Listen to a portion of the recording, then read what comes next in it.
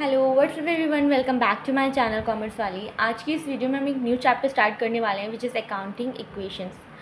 Theory के बाद ये फर्स्ट चैप्टर है as a practical chapter for class 11th। So basic सा चैप्टर है, ज़्यादा घबराने वाली चीज़ें नहीं है इसमें, बिल्कुल सिंपल से कॉन्सेप्ट हैं और 2-3 ही रूल्स हैं जिनके बेसिस पर हमारी पूरी अकाउंटिंग इक्वेशंस हमें ईजीली समझ में आ जाएगी। एक छोटा सा फॉर्मूला है which is assets is equals to liability plus capital, simple सा format.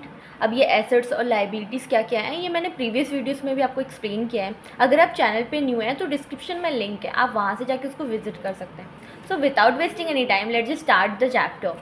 What is accounting equations? Accounting equations is a formula of accounting which shows that the assets of the business are always equals to the total capital and liabilities। ये क्या है? एक formula है किसका? Accounting का।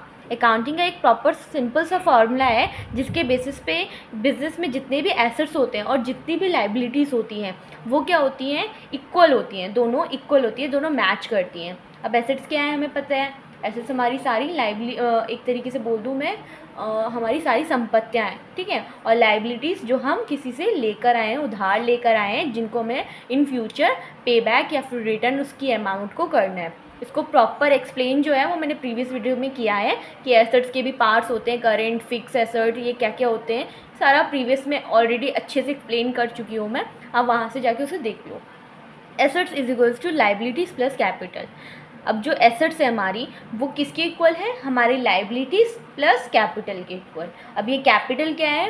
Capital भी वही है जो हमारा बिज़नेस का प्रोप्राइटर होता है, हमारा जो ओनर होता है, वो जो अपना पर्सनल खुद से जब बिज़नेस स्टार्टअप करने के टाइम एक अमाउंट लेकर आता है, उस अमाउंट को, उस पर्टिकुलर स्टार्टअप अमाउंट को हम क्या बोलते हैं? एज अ कैपिटल मेंशन करते हैं बिज़नेस स्टार्टअप करने के टाइम। ओके, कि ये इतनी हमारी कैपिटल है, इतने में हमने बिज़नेस स्टार्टअप किया है, ये हमारे ऑनर खुद लेकर आया है। ओके, नाउ जो अकाउंटिंग इक्वेशंस होती है वो किस में यूज़ होती है? प्रॉपर, जिसको मैं बोल दूँ बैलेंस शीट में। अब ये बैलेंस शीट आपके लिए तो एक न्यू वर्ड हो गया ना, बट बैलेंस शीट एक क्या है? स्टेटमेंट है। ये एक स्टेटमेंट है, नॉट अ अकाउंट, ठीक है। अकाउंट क्या है वो मैंने प्रीवियस में एक्सप्लेन किया है। अकाउंट्स को बहुत अच्छे से, उसके टाइप्स भी, उसके कैरेक्टरिस्टिक्स, ऑब्जेक्टिव बहुत अच्छे से एक्सप्लेन किया है। बट ये जो बैलेंस शीट है वो कोई अकाउंट नहीं है, किसी का भी अकाउंट नहीं है। जैसे Ram account, Shyam account explain किया था ना, वो अकाउंट नहीं है, ये एक प्रॉपर स्टेटमेंट है। एक स्टेटमेंट दे दिया, उसके बेसिस पे आपको फॉर्मेट में सारी चीज़ों को नोट डाउन करना है और इक्वल करना है, ठीक है। आपको खुद के लिए, आपको खुद का मतलब बिजनेस का जो भी हमारी जो कंपनीज है उसको मिस मैच करने के लिए कि हाँ प्रॉपर मैचिंग हो रही है ना, जितने एसेट्स लेकर आए थे उतनी, जितनी लाइबिलिटीज़ लेकर आए थे उतने एसेट्स में इक्वल आ रहे हैं या नहीं आ रहे। अगर कुछ गड़बड़ है तो हमसे ही गलती हुई होगी। इसको मैच करना प्रॉपर फॉर्मेट में लिखा हुआ भी है और इन फ्यूचर भी हमें इसे को मैच ही करना होता है। नाउ इसका फॉर्मेट देख लो, लाइबिलिटीज़ इधर है, एसेट्स इधर है, ये कोई कंपलसरी नहीं है, मैंने ऐसे लिख दिया है। अब आपकी मर्जी है, आप एसेट्स भी इधर लिख सकते हो, लाइबिलिटीज़ इधर लिख सकते हो, बट जो प्रॉपर अमाउंट है ना दोनों का वो इक्वल आना चाहिए, वो हमेशा ही इक्वल आएगा। जहाँ से यहाँ पे 1 लाख है, यहाँ पे भी 1 लाख, ये टैली करना मस्ट है, ठीक है।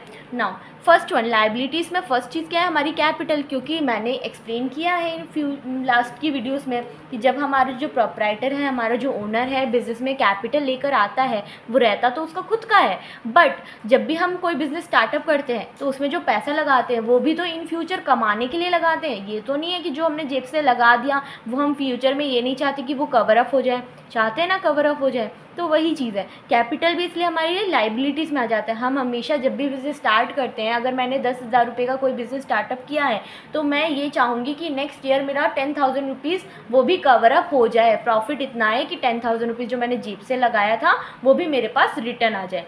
तो इसलिए कैपिटल भी लाइबिलिटीज़ में, और लाइबिलिटीज़ मतलब वही जो हम दूसरों से लेके आते हैं, जैसे कि हमारा लोन हो गया, ठीक है। प्रॉपर हम लोन किसी और से मांग कर लेकर आए बट उसको रिटर्न तो करेंगे ना, तो वही चीज़, ठीक है। एसेट्स में तो मैंने आपको बहुत अच्छे से एक्सप्लेन किया है कि करंट एसेट्स क्या है, फिक्स एसेट क्या है, ठीक है। तो ये वही चीज़ें हैं, फर्नीचर, मशीनरी, जितनी भी हमारी संपत्तियाँ हैं वो सारी चीज़ें यहाँ लिखी जाती हैं और इन दोनों को हम मैच करते हैं। जितने हमारे पास लाइबिलिटीज़ या कैपिटल होगी उतने का ही हम एसेट ला सकते हैं अपने बिजनेस में, दोनों टैली होनी चाहिए। आई होप आपको इसका कॉन्सेप्ट समझ में आया हो। इसके जो बेसिक से 3 या 2 रूल्स हैं उनको समझ लो, उनके बेसिस पे पूरी अकाउंटिंग इक्वेशंस के जो क्वेश्चंस हैं उनको हम करेंगे। बहुत सिंपल से रूल्स रूल्स हैं, ज़्यादा उसमें कुछ है नहीं, बट अगर आपको एक बार समझ में आ जाए ना तो आपके लिए बहुत ज़्यादा ईजियर होंगे। So let's start the rules. अब यहाँ पे 2 रूल्स हैं। फर्स्ट वन, एटलीस्ट 3 रूल्स हैं, sorry, at least 2 effect in every transaction. First rule तो ये क्या है कि जितनी भी ट्रांजेक्शन्स है हमारी, जितनी भी सारी ट्रांजेक्शन्स, चाहे XYZ कितनी भी ट्रांजेक्शन्स आ जाए, कोई प्रॉपर एक रूल नहीं है कि आपकी 10 होंगी, 9 होंगी, 8 होंगी। जितनी भी ट्रांजेक्शन्स आएंगी उसमें हर ट्रांजेक्शन में 2 इफेक्ट तो मस्ट ही है। मतलब मान लीजिए एग्जाम्पल लें तो अगर हम कोई भी चीज़ परचेज़ करके लाएँ, मान लीजिए हम फर्नीचर परचेज़ करके लाए, तो अगर हम फर्नीचर लेकर आ रहे हैं तो वो किस में लेकर आएंगे, कैश में लेके आएंगे। तो हमारा जो कैश है वो कहाँ जाएगा, जाएगा हमारे पास से, और फर्नीचर हमारे पास से आएगा। दोनों इफेक्ट हो रहे हैं। अब अगर हम कोई चीज़ सोल्ड कर रहे हैं तो हमारे पास जो चीज़ है, अगर मान लीजिए हमने मशीनरी सोल्ड आउट की तो हमारी मशीनरी चली गई और हमारे पास क्या आया, कैश आया। दोनों तरफ से इफेक्ट आ रहे हैं। इसका मतलब फर्स्ट रूल यही है कि 2 इफेक्ट होना एवरी ट्रांजेक्शन में मस्ट है। सबसे मोस्ट इम्पॉर्टेंट जो रूल है वो यही है, expenses will be reducted and income will be added. क्या होगा, जितनी भी हमारी प्रॉपर अगर मैं बोल दूँ, जितने भी हमारे खर्चे हैं, जितने भी हमारे क्या हैं लॉसेस बोल दो, या जितने भी हमारे खर्चे बोल दो, वो क्या होंगे, यहाँ से रिडक्ट होंगे, मतलब माइनस हो जाएंगे। और जितने भी हमारा प्रॉफिट होगा, एक तरीके से जिस चीज़ से भी हमारा प्रॉफिट है वो हमारे अकाउंटिंग इक्वेशन में क्या हो जाएगा, प्लस हो जाएगा। ये बहुत मोस्ट इंपॉर्टेंट है। इसी के बेसिस पे हमें सारी चीज़ें लिखनी है। अगर आप याद करने की कोशिश करोगे, बुक में आपको काफ़ी जगह दे दिया जाएगा कि कैपिटल है तो क्या चीज़ माइनस हो रही है, क्या चीज़ मतलब एसेट्स आपको इंक्रीज़ करनी है, डिक्रीज़ करनी है। अगर आप उस फॉर्मेट को समझोगे या याद करोगे तो आई एम श्योर आप इन फ्यूचर ना उसको भूल जाओगे और एग्ज़ाम के टाइम में आपको बहुत ज़्यादा दिक्कत आने वाली है। क्योंकि अकाउंटिंग ना एक ऐसा सब्जेक्ट, एक मैथ की तरह सब्जेक्ट है, इसमें आप याद करने वाला कुछ भी नहीं है। थोड़ी बहुत थ्योरी है वो समझने के लिए है, अकाउंटिंग पूरा समझने के ऊपर ही है। अगर आप जितना अच्छे से समझ पाओगे, जितना ईजियर रखोगे इसको, कॉन्सेप्ट बेस्ड चलोगे, उतना ही आपके लिए फ्यूचर में भी बेनिफिट होगा और यहाँ पे आपको ईजिली भी लगेगा अकाउंटिंग करने के लिए, क्वेश्चंस को करने के लिए, इन फ्यूचर कॉन्सेप्ट को भी करने के लिए। क्वेश्चंस भी आपको इजीली समझ में आ जाएंगे। अगर आप रट्टाफिकेशन एक तरीके से मैं बोल दूँ कि याद करने की कोशिश की और उसके बेसिस पे आपने क्वेश्चंस लगाए, तो आई होप स्टार्टिंग में आपका तो हो जाएगा, आपको लगेगा हाँ हाँ सब कुछ सही है, बट इन एग्ज़ाम टाइम आप बहुत जल्दी भूल जाओगे। क्योंकि याद क्या हुआ, कभी जल्दी से याद नहीं आता और वो एकदम भूल जाते हैं, बट समझा हुआ हमेशा याद आ जाता है। तो इसीलिए आप समझने की कोशिश करो, कुछ भी याद करने की ज़रूरत नहीं है, बट सिंपल से जो कॉन्सेप्ट है उनको माइंड में फिट कर लो। थर्ड वन है इक्वेशन शुड बी मैच। तो सिंपल ही है, बात मैंने स्टार्टिंग से बोलती आ रही है आपको, जो दोनों चीज़ें हैं वो मैच करेंगी। हर इक्वेशंस, जितनी भी हर इक्वेशंस क्वेश्चन में स्टार्टिंग से होंगी, उसके बाद मतलब इक्वेशंस हमने कर दी, हाथों हाथ आप उसको मैच कर लो, ठीक है। अगर आपकी मैचिंग आ रही है तो इसका मतलब आपका आंसर जो है वो राइट चल रहा है, आपका क्वेश्चन जो है वो राइट चल रहा है। अगर आपको मैच नहीं आ रहा तो आप उसमें कुछ आपने गलती की होंगी, आप उसको फिर से देखो, उसको सही कर लो, ठीक है। तो हाथों हाथ आप उसको देख सकते हो, उसमें मैचिंग चल रही है तो आपका क्वेश्चन सही चल रहा है। नाउ फॉर्मेट देख लो एक बार, अकाउंटिंग इक्वेशंस। अकाउंटिंग इक्वेशंस का फॉर्मेट क्या है। अब अकाउंटिंग इक्वेशंस का फॉर्मेट ये है कि ट्रांजेक्शंस, यहाँ पे एक साइड पे ट्रांजेक्शंस को रखते हैं और दूसरी साइड पे assets equals to liabilities plus capital, ठीक है। अब यहाँ पे एक फॉर्मेट है, उस फॉर्मेट के बेसिस पे इसको बनाया गया। आप चाहें तो आपकी बुक में या फिर आपके टीचर जैसे बोलें आप वैसे भी कर सकते हो। आप सिर्फ assets is equals to liability plus capital भी लिख सकते हो। चाहें तो ट्रांजेक्शन साथ में लिख लो, नहीं चाहते तो मत लिखो। बस बच्चे का काम बढ़ाने का है और कुछ नहीं है। क्वेश्चन तो वैसे भी बुक में दिया होता है या फिर एग्जाम में भी दिया हुआ ही होता है, आपको समझ में आना चाहिए। बस आपको मेन जो है एंट्रीज करनी है, उनके बेसिस पे आपको मार्क्स मिलेंगे। इसके बेसिस पे मार्क्स नहीं मिलने वाले, इसके बेसिस पे मार्क्स मिलेंगे। आपको ये करना आना चाहिए, ये तो क्वेश्चन ही है, इसको आपको लिखना ही है। Now transactions, business started 50,000 rupees. Business क्या हुआ, स्टार्टेड हुआ 50,000 रुपीज़ में। अब जब बिजनेस स्टार्टेड हुआ तो क्या हुआ, हमारे पास कैश आया, ठीक है। बिजनेस में क्या आया, कैश आया। तो कैश हम यहाँ पे एक सबलाइन छोड़ देना जिसपे सब कंटेंट्स लिखे जाएंगे, उनके बेसिस पे होगा। कैश आया 50,000 रुपीज़ का, तो हमने यहाँ पे कैश में लिख दिया 50,000 रुपीज़। नाउ कैपिटल, हमारा जो कैपिटल है वो भी हो गया 50,000 रुपीज़। अब यहाँ पे टैली कर लो, कैश हमारा 50,000 रुपीज़, एसेट्स हमारी 50,000 rupees equals to liabilities plus capital में भी 50,000 रुपीज़, दोनों चीज़ टैली होगी। सेकेंड, गुड परचेज़, अब गुड कितने की परचेज़ हुए, 30,000 रुपीज़ के परचेज़ हुए। जब गुड परचेज़ कर रहे हैं हम, कोई भी गुड्स खरीदते हैं तो क्या होता है, हम कैश में से खरीदते हैं। अगर हम कैश में से गुड्स खरीदेंगे तो कैश हमारा क्या हो जाएगा, कम हो जाएगा। 30,000 रुपीज़ कैश हम कम कर देंगे, हम यहाँ पे करेंगे -30,000 रुपीज़, और हमारा यहाँ पे हम लिखेंगे स्टॉक को प्लस करके, स्टॉक हमारा बढ़ गया कितना, 30,000 रुपीज़ से। हमारा इफेक्ट यहाँ पे यही आया कि जब हमने गुड परचेज़ किया तो 30,000 रुपीज़ कैश में से माइनस हो गया और स्टॉक में हमने प्लस कर दिया। वही चीज़ आ गई 20,000 रुपीज़, मतलब माइनस करने के बाद जब हम टैली करेंगे 50 से 30,000 रुपीज़ माइनस किया, कैश कितना बचा 20,000 रुपीज़, स्टॉक कितना आया 30,000 रुपीज़। तो एसेट्स में कितना हो गया 30 + 20 = वही 50,000 रुपीज़। लाइबिलिटीज़ में कोई चेंजेस नहीं होता, कैपिटल हमारा 50,000, दोनों साइड फिर से इक्वल हो गई, यहाँ पे भी 50, यहाँ पे भी 50। अब देख रहे हो ना, अब हर प्रोसेस के बाद, हर ट्रांजेक्शन के बाद आपका क्या हो रहा है, मैच कर रहा है। तो यहाँ पे इक्वेशन शुड बी मैच वाला जो थर्ड रूल है वो सक्सेसफुली हेल्थ प्रूव्ड हो सकता है। और यहाँ पे जो मैंने डिडक्टेड और एडिड वाला बताया था वही सेम चीज़ है। जब हमने गुड परचेज़ किया तो हमने क्या किया, माइनस कर दिया, प्लस कर दिया, वही चीज़ आप आगे देख सकते हो। नाउ एक सिंपल सा जो क्वेश्चन है हम उसको देख लेते हैं एक बार, इसके बाद आपके सारे डाउट्स क्लियर हो जाएंगे। और अगर कुछ रह जाएगा तो मैं इसके सेकंड पार्ट में इसको कवर अप कर दूंगी, इसके जितने भी इंपॉर्टेंट अगर कंटेंट्स हो गया, इंपॉर्टेंट ट्रांजेक्शन्स होंगी, उसके बाद आपका ये चैप्टर ऑलमोस्ट खत्म हो जाएगा। उसके बाद हम नेक्स्ट चैप्टर के पास जाएंगे। अब इस क्वेश्चन को देख लो। Now just start it. Question, मैंने यहाँ पे जो ट्रांजेक्शन्स है ना वो भी साथों साथ लिख दिए हैं, क्योंकि क्वेश्चंस अलग लिखती है, आंसर्स अलग लिखती है, तो थोड़ी दिक्कत आती। मैं सोचा ट्रांजेक्शन्स भी यहाँ लिख देती हूँ। नाउ ट्रांजेक्शन्स में देख लीजिए, फर्स्ट ट्रांजेक्शन्स क्या है, Ram started business with 28,000 rupees, sorry 80,000 rupees, rupees sign, my mistake, 80,000 rupees. तो यहाँ पे क्या आया, कैश आया, कितने का 80,000 रुपीज़। हम यहाँ पे सब कंटेंट्स में लिखेंगे कैश 80,000 रुपीज़, और कैपिटल में भी आ जाएगा हमारा कैश 80,000 रुपीज़। अब हम इन दोनों एंट्रीज़ को करने के बाद क्या करेंगे, मैच करेंगे। तो यहाँ पे लाइन क्लिक करके हम यहाँ पे मैच कर रहे हैं, कैश हमारा 80,000 रुपीज़ हो गया, कैपिटल भी हमारा 80,000 रुपीज़ हो गया, दोनों चीज़ equal, assets = liabilities. Now second equation में क्या है, purchase goods for cash 28,000 rupees. Cash में हमने क्या किया, गुड परचेज़ किया 28,000 रुपीज़ का। जब हमने कैश में परचेज़ किया तो हमारा कैश क्या हो गया, 20,000 रुपीज़ से हम इसको क्या करेंगे, माइनस करेंगे, और स्टॉक में 28,000 रुपीज़ का प्लस कर देंगे। बस यही ट्रांजेक्शन। लाइबिलिटीज़ में भी कोई चेंज नहीं, कैपिटल में भी कोई चेंज नहीं, ठीक है। हमें जितना बोला है हमें उतना करना है, कोई एक्स्ट्रा नहीं करना। हमें क्या बोला था, गुड परचेज़ कर दिया कैश से 28,000, गुड परचेज़ किया है तो कैश में माइनस कर दिया, स्टॉक में गुड्स आता है, गुड्स में स्टॉक लिख दिया, ख़त्म। उसके बाद हमने जो एंट्रीज़ किया और इसको टैली किया तो ये क्या हो गया, 80,000 से 28 माइनस किया 52,000 रुपीज़, यहाँ पे 28,000 रुपीज़, 52,000 + 28,000 80,000, और ये तो 80,000 है, फिर से टैली हो गया। Third one, purchase good on credit. अब यहाँ पे क्या आ रहा है, क्रेडिट में हो रहा है। क्रेडिट मीन्स उधार में। हमने क्या किया, गुड्स परचेज़ किया बट उधार में किया। तो अगर जब हमने उधार में किया तो हमारा जो कैश है उसमें तो कोई चेंजेस नहीं होगा, हमने पैसे थोड़ी दिए हैं, बाद में देंगे ना, अभी थोड़ी दिए हैं। तो कैश में से हमने कुछ नहीं लिया, बट हमारे जो स्टॉक थे वो तो बढ़ गए। परचेज़ किया है तो माल तो आ गया हमारे पास, सामान तो आ गया, तो 20,000 रुपीज़ यहाँ पे क्या कर देंगे, प्लस कर देंगे। अब हमारे जो क्रेडिटर्स हैं, मैंने क्रेडिटर्स और डेप्टर्स क्या है ये भी प्रीवियस वीडियोस में अच्छे से एक्सप्लेन किया है, ठीक है। अब वही चीज़ है, जब क्रेडिटर्स वो लोग होते हैं जिनको हमें पैसा देना होता है सिंपल वर्ड में, और डेप्टर्स वो लोग होते हैं जिनसे हमें पैसा लेना होता है, ठीक है। तो जब हमने गुड परचेज़ किया तो हमें पैसे देने हैं क्रेडिटर को, तो क्रेडिटर में हम लिख देंगे 20,000 रुपीज़, सिंपल। नाउ फिर से 52,000 रुपीज़ हियर, 20 + 28,000 रुपीज़, टोटल कितने हो गए 48,000 रुपीज़। तो एसेट्स में इतने, और लाइबिलिटी साइड में 20,000 रुपीज़ क्रेडिटर्स के प्लस 80,000 रुपीज़, 80 + 20 कितने होते हैं हमारे 1 लाख रुपीज़, और 52,000 rupees plus 48,000 rupees 1 lakh rupees, फिर से टैली हो गई, दोनों साइड इक्वल।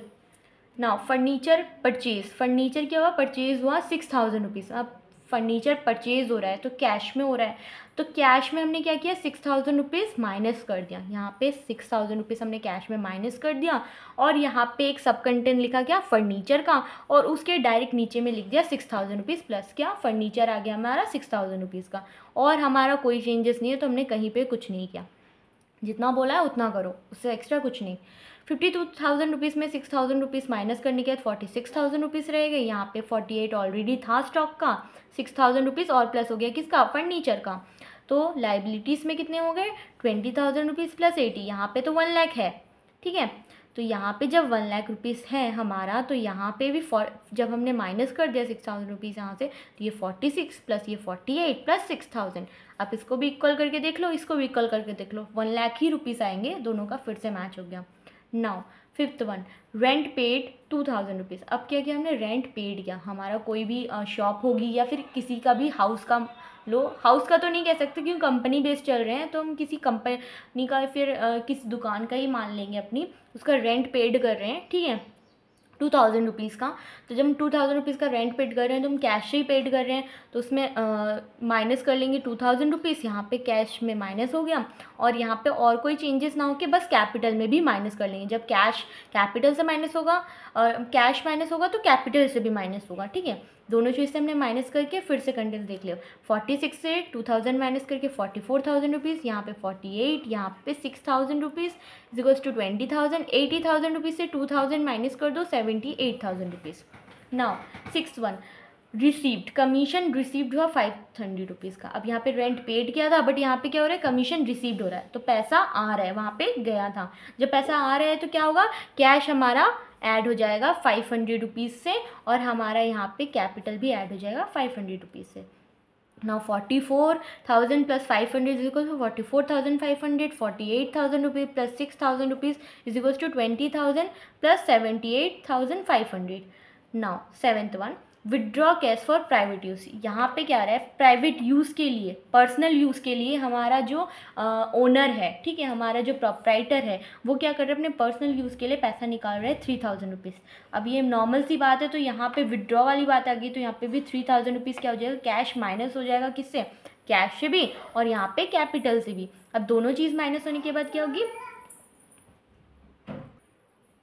माइनस होने के बाद 41,500 रुपीज़ माइनस कर देंगे 3,000, 48,000 रुपीज़, नाउ 6,000, यहाँ पे 20,000 रुपीज़, 78,500 से अगर हम 3,000 रुपीज़ माइनस करेंगे तो कितना हो जाएगा, 75,500 रुपीज़। अब ये माइनस प्लस में मिस्टेक मत कर देना, बट सिंपल सी चीज़ है, बट फिर भी मैं आपको बोल रही हूँ, अगर आपने माइनस प्लस में भी मिस्टेक कर दिया, अपने एंट्रीज की तो भी आपकी टैली नहीं होगी, ठीक है।